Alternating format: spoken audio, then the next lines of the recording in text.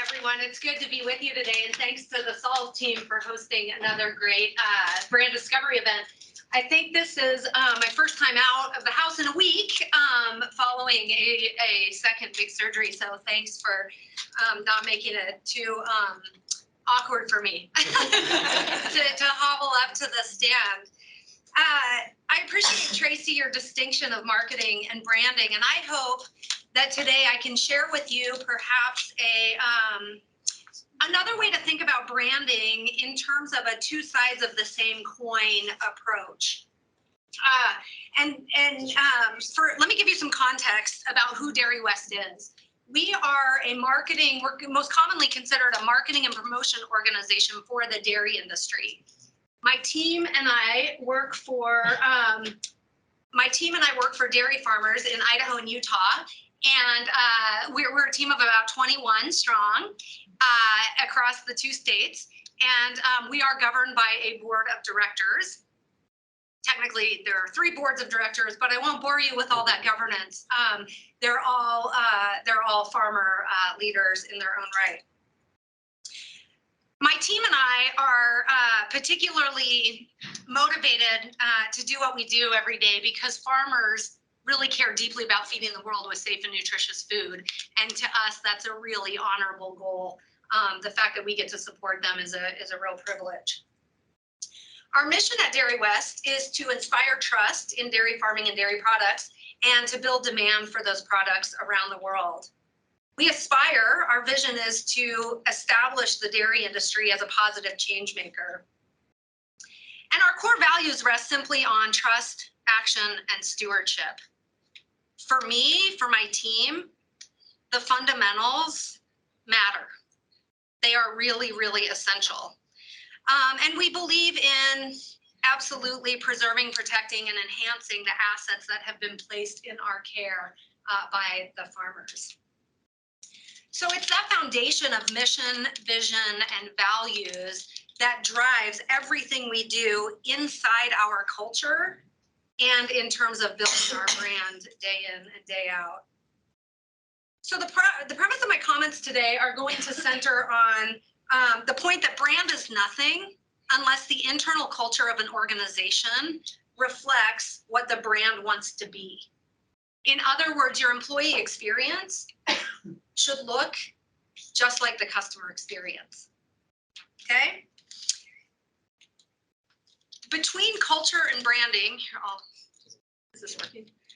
Between culture and branding, or it's at that point of alignment between culture and branding where ultimately strategy and strategy execution is most likely to succeed. And I believe that foundational to every leader's role is driving culture and brand. So let's start with being intentional about creating that alignment. Nice. We got a lot of winners in the room, and alignment looks like, look at that. So let's start with being intentional about creating alignment between culture and brand. So I'm going to put leadership or the leader at the center of a graphic that you'll see build out. Intentional leaders run intentional businesses, okay? Putting leadership at the center reinforces the responsibility to the organization, to the brand, to the people, to the board of directors, in our case, in some cases. It is the leader's responsibility. The organizational narrative is also critically important. Maybe you could click for me, Matt. Okay, so the organizational narrative is the story that your employees rally around. Okay, it's why you matter. Tressa, you like to use the term just cause. It's an organization's just cause. It lays the groundwork for your culture and for everything you do. It's the purpose of your organization, the mission, the vision, the values. A thriving narrative requires repetition, okay? Needs to be communicated all the time. Culture, let's go back. Culture is not a glitch on a screen. It is, rather, I would say a collection of behaviors that the people and processes in any organization allow or discourage. I like to say culture is what you tolerate, right? It's as much the unspoken as it is the words on the wall. And culture drives the resulting brand, which we'll talk about next. Brand is not what you think it is. It's what everybody else is saying it is. It's what everybody else thinks about you. It is every touch point that you have, both with your employees and your customers. Every touch point builds your brand ultimately. And Tracy, you spoke to that very nicely. And ultimately, strategy and execution, once you have these other pieces in place, strategy and execution are more likely to succeed because you have employees who believe in why you do what you do. They believe in building your brand for you. Intentionality. Yes, I knew that was coming. This is really the foundation on which all of this lies, and it's the very deliberative and purposeful nature of every decision put into building all of these elements. Building a brand is a lot of complex work. It doesn't happen overnight, and this shows, I think, exactly why the interconnectedness is important. Intentionality really is sort of the simple thread to weave throughout.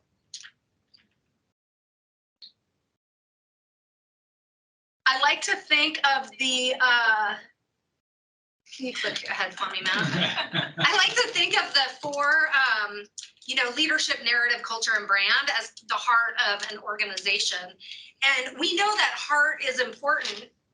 Simon Sinek, who author and speaker that I'm sure you're all familiar with, he talks about, heart is what connects with buyers. Buyers buy with their hearts and rationalize with their minds. So connecting with heart is important to any company's success. I think of some examples, Zappos, they don't sell handbags and shoes, they deliver happiness. Starbucks changes the world one cup at a time. Campbell's soup is not food in a can, it's real food that matters. And it's those companies that connect with heart tend to have very loyal brand followings. There are a lot of examples out there of great companies that connect with heart. We all know them. There are also companies whose culture and brand are misaligned or at war with one another. And those companies, I'll get to some examples in a little bit, but they tend to face, undoubtedly reputational damage and in a lot of cases, negative financial impact. Matt, do you want to click ahead? My friend and business leader, Balaji Krishnamurthy, with whom I've done a couple of leadership development courses, often talks about companies who don't have, who don't focus on building their heart. And he's got some great examples. The customer always finds out, either immediately or over time. The customer always knows. When your company has heart, your people can advocate for you, your board members, your customers, the public, and that's ultimately what you want. You talked about social capital, advocacy, and I think Jessica's going to touch on that too. Matt, click ahead. To build a brand from the inside out, I put leadership or leaders at the center. And why is that? Because leaders craft stories, stories drive people, people drive culture, and culture drives brand. At the end of the day, it starts with the leader and ends with the brand. In today's world, information's moving at the speed of thumbs. I think we can all agree, maybe faster. People expect transparency, and I would argue that social media and technology are merely tools to hold us accountable for that transparency. In the food industry, we are under intense pressure to be very transparent, between food ingredient labeling, country of origin, animal welfare practices, et cetera. We are pressured to be very open, and we rise to that challenge. Every industry has its call for transparency. We're just one. Leaders have to be intentional about being transparent in the effort to build a brand. And if your culture and brand, I said this before, are at war with each other, your employees know. And if your employees can't advocate for you, you've lost your first audience. You've lost your first brand loyalists. Jessica, I think you're going to talk about that. Yeah. She's shaking her head. So that, again, that's why leadership matters in this interconnected puzzle. Marty Neumeier, the author of The Brand Gap, I think I said this earlier, I love his quote, brand isn't what you think it is, or what you say it is, it's what they say it is. Brand is not a logo. It is not an identity guide. It is not your gut feeling. It is the gut feeling of everybody outside the room. It's built over time and in every touch point. Brand is a collection of stories. Remember, I talked about the importance of narrative. It is the collection of stories that your customers tell each other and that your employees tell other people. Brand is your reputation, right, Tracy? It's the reputation we each build every day in every touch point. I would say as leaders, it's our responsibility to shape, manage, and be very intentional with those stories. And we all know companies whose brands don't align with their internal culture. In other words, companies who are saying, here's who we want to be, but they're not showing up that way. I mean, there are tons of recent examples, during the pandemic, but, you think about the BP oil spill, United Airlines treatment of passengers and animals. Wells Fargo, I think, created a bunch of fraudulent bank accounts, right? So that they could prove out their P&L in a way that wasn't full of integrity.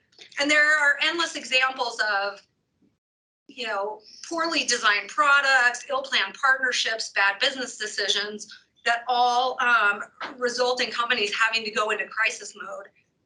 At the end of the day, those companies may survive, but leaders generally don't, right? Because again, it starts with the leader. Matt. Okay, turning back to the power of intention. I mentioned that intentionality is the very, thank you. Everyone's paying attention. That's a good sign. It's the discipline or the deliberativeness and purposefulness applied to every decision made. And in today's case, we're talking obviously about culture and brand. I would say intentionality is really important for leaders because everyone's watching the leader, right? From the minute we get out of the car in the parking lot to the moment we walk into the office, people are subconsciously asking themselves, what mood is she in today? What decisions is he going to make? What are the impacts of what's going to happen today on me?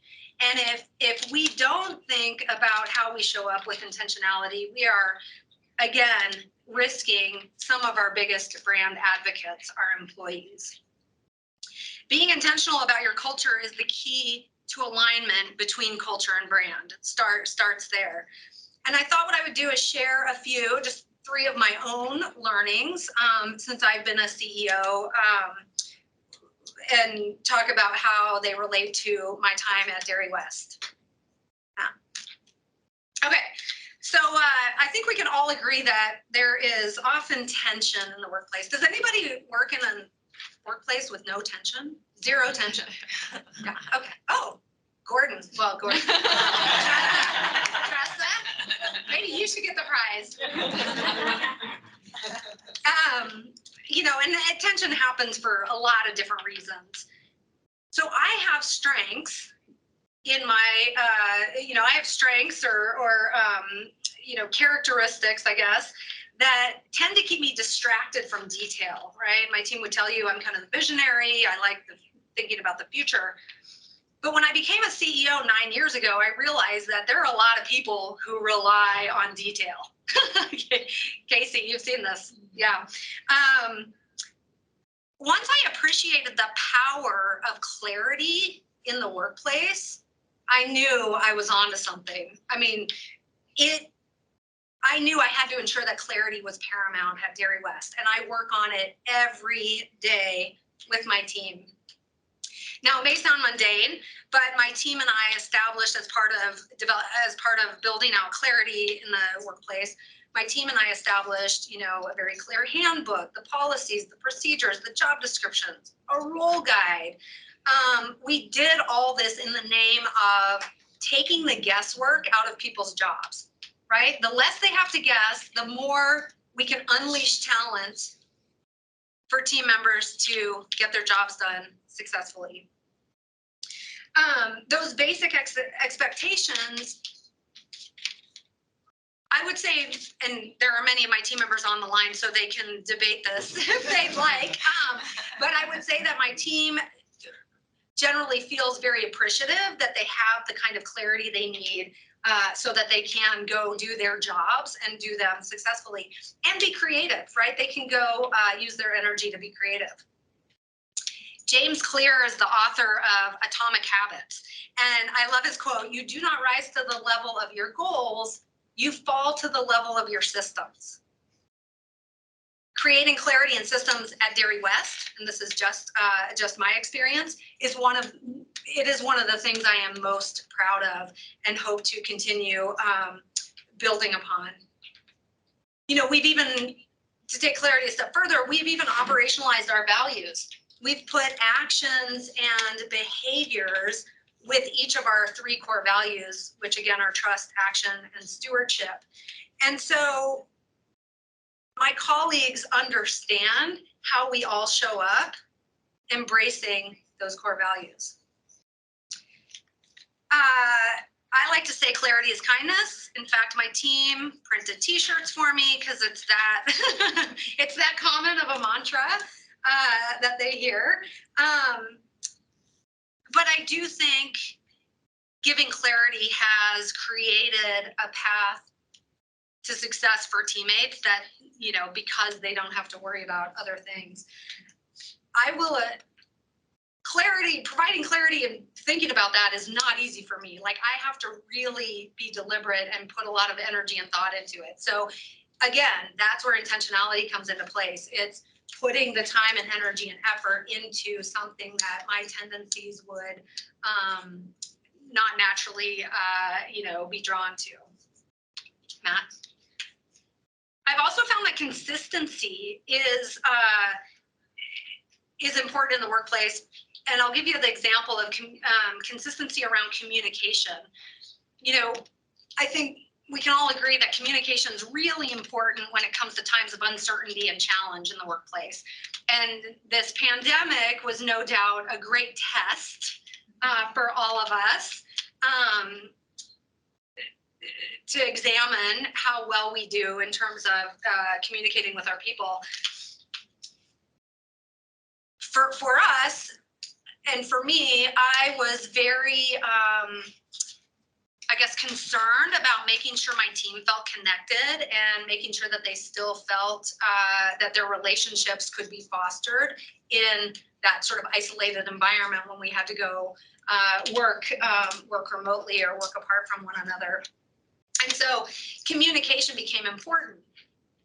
At the beginning, I did weekly communications to my team, talking about the decisions that had to be made, why they had to be made, how we were making them, how we were basing, where we were getting information, how we were basing decisions.